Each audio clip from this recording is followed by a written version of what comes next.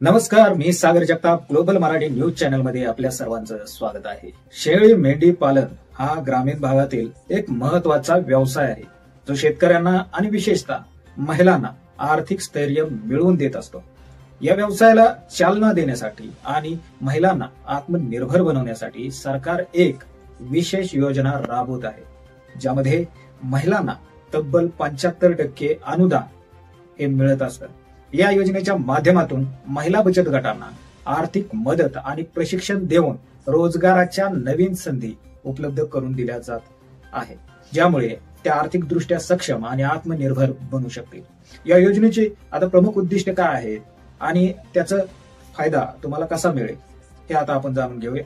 या योजनेचा मुख्य उद्देश शेतकऱ्यांच्या जी रोजगाराची संधी आहे ती निर्माण करणे आहे आणि शेळी मेंढी पालन या व्यवसायाला चालना देणे आणि त्याचबरोबर ती शेतकऱ्यांची आर्थिक स्थिती सुधारणे हा मुख्य उद्देश आहे।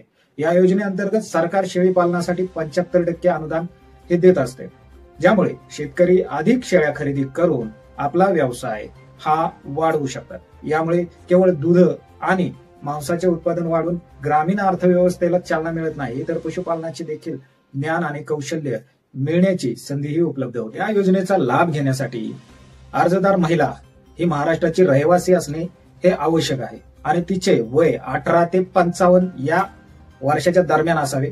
यापूर्वी या योजनेचा लाभ घेतलेला नसावा आणि एका कुटुंबातील केवळ एकच सदस्य यासाठी पात्र असणार आहे।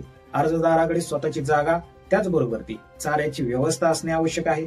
तसेच अर्जदाराने शेळी पालनाचे प्रशिक्षण घेतलेलेही असणे आणि त्याचबरोबर ती त्याचे प्रमाणपत्र सादर करणे हे अनिवार्य आहे।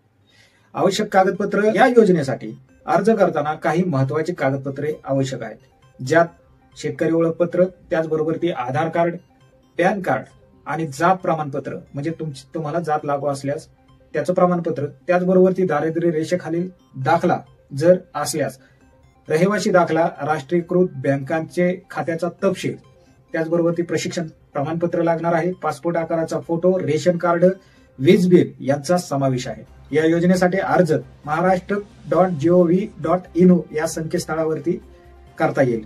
अधिक माहिती आणि संपर्क कुठे कराल आता तर ही योजना केंद्र आणि राज्य सरकारच्या संयुक्त प्रयत्नातून म्हणजेच नाबार्डच्या अर्थसहाय्यातून राबवली जात आहे। या योजनेबद्दल अधिक माहितीसाठी किंवा अर्ज प्रक्रियेतील मदतीसाठी आपण आपल्या भागातील कृषी सहाय्य, ग्रामपंचायत ऑपरेटर किंवा ग्रामसेवक यांच्याशी संपर्क साधू शकता। ही योजना महिलांना आर्थिकदृष्ट्या सक्षम बनवण्यासाठी एक सुवर्ण संधी आहे, जिचा लाभ घेऊन त्या आपल्या आणि आपल्या कुटुंबाचे भविष्य हे उज्ज्वल करू शकतात। तुम्हाला हा व्हिडिओ कसा वाटला नक्कीच आम्हाला कमेंट करून सांगू शकता। आपल्या चॅनलला लाईक आणि सबस्क्राईब करायला विसरू नका। धन्यवाद।